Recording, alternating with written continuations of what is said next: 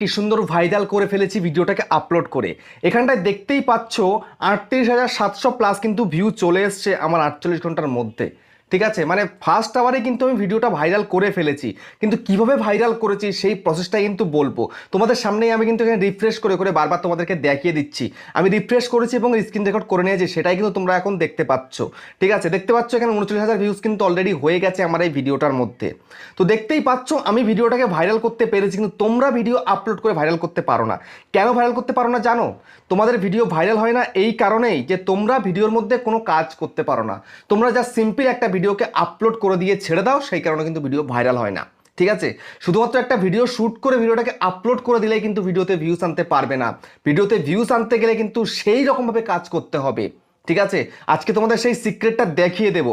এখানটায় দেখো আমি ইউটিউবে চলে যাচ্ছি, যাওয়ার পরে এই যে সার্চ বার হচ্ছে, সার্চ বারে আমি লিখে সার্চ করছি শর্টস বলে, হ্যাশট্যাগ শর্টস